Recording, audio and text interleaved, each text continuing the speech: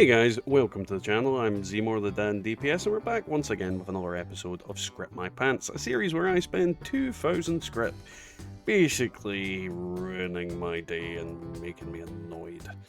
Yeah, that's how bad my luck typically is.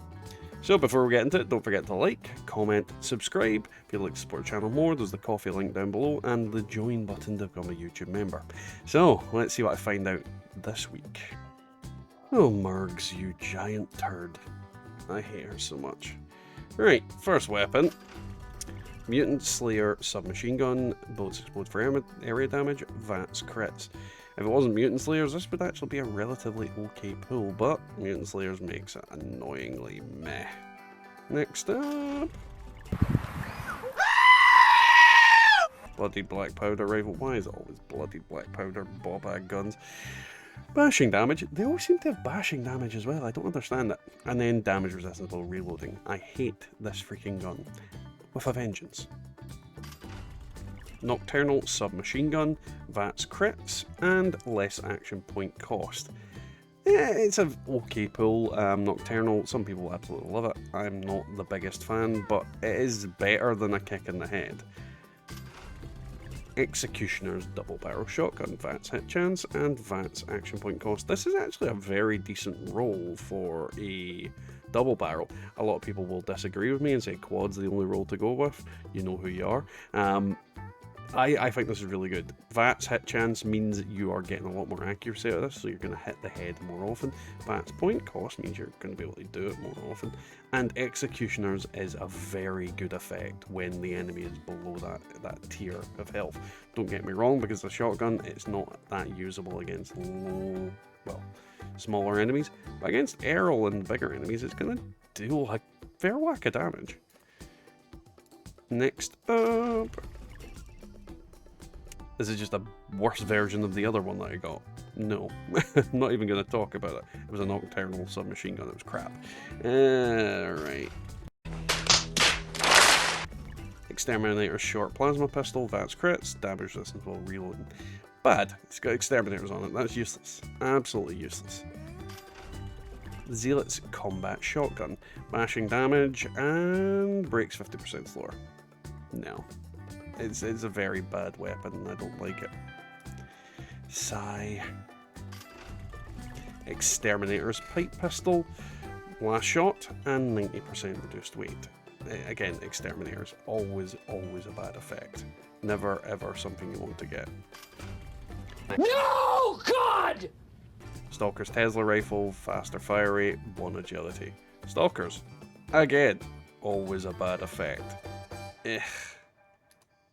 Especially on a weapon that isn't silenced. Troubleshooter's minigun, bashing damage, and breaks 50% slower. Troubleshooters is bad, bashing damage is annoying, though this would make a fairly competent daily ops weapon, I think. I don't actually know. Comment if it's a decent daily ops weapon against robots.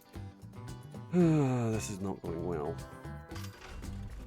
Hunter short flamer, last shot, 90% reduced weight.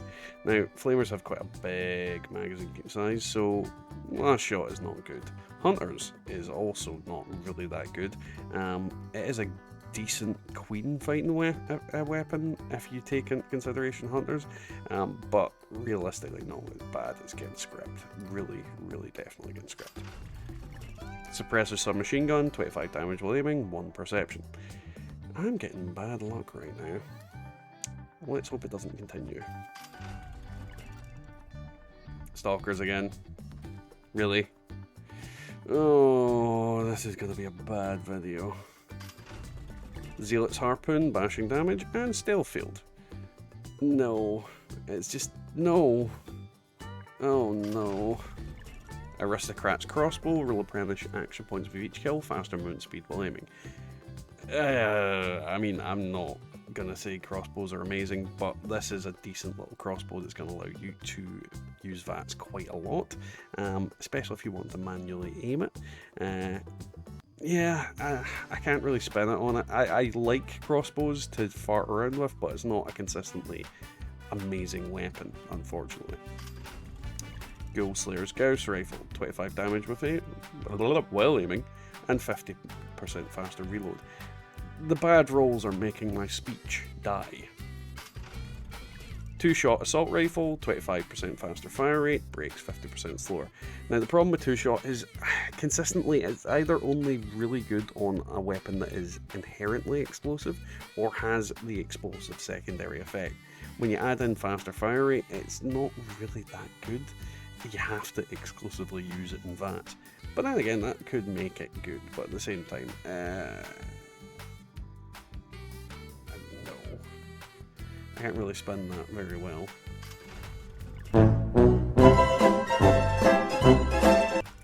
Suppressor short radium rifle, 25 damage while aiming, faster movement speed while aiming. I think you can hear my headache from this. I can. Couple more to go. Mutant Slayer's harpoon gun.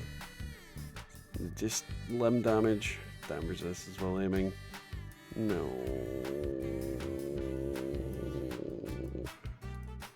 No.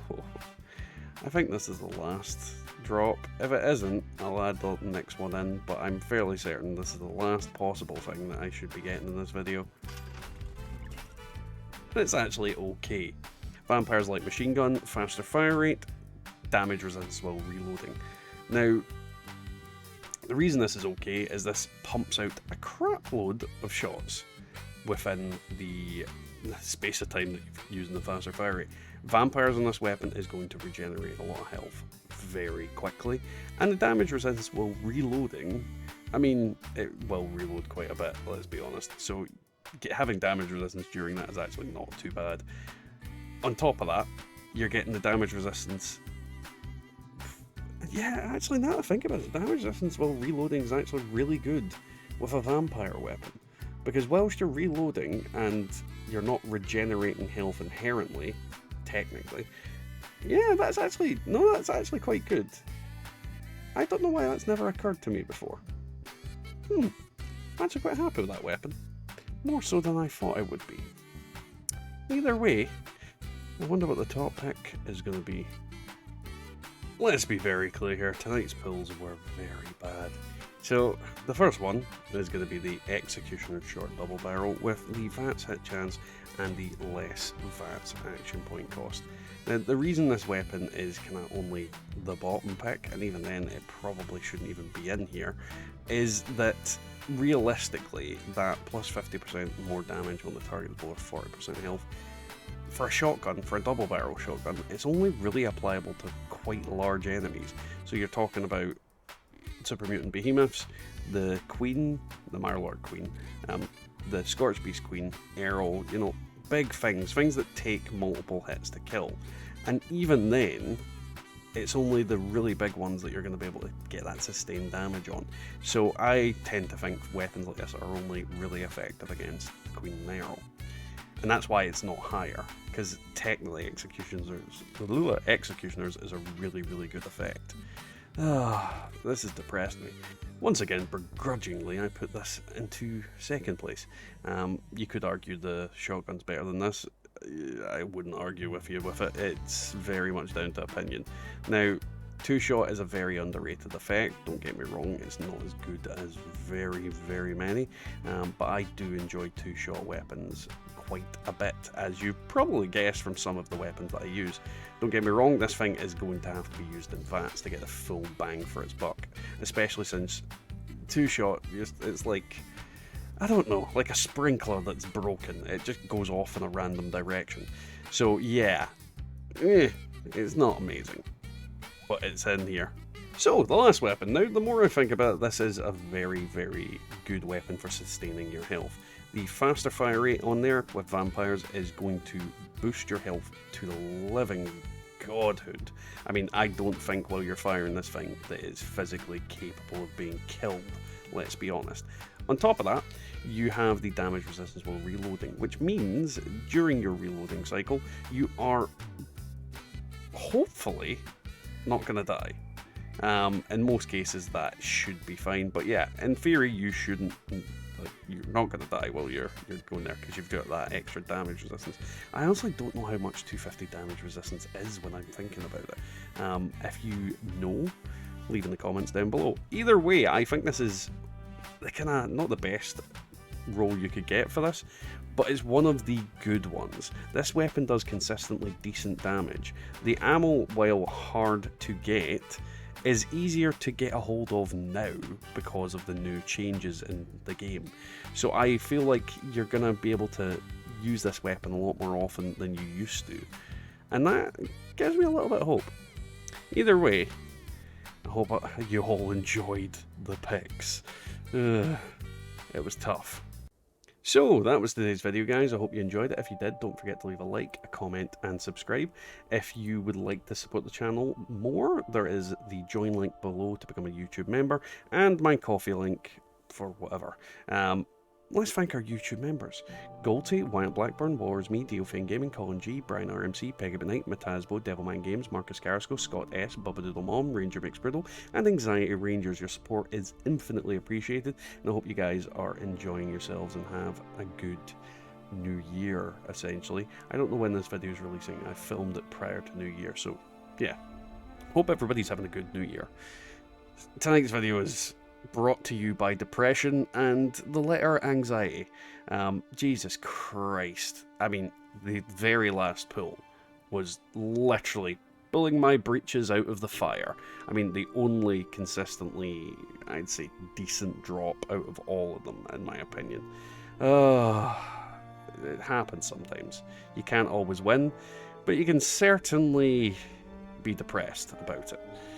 Anyway, I'll catch you all next time in the Wasteland.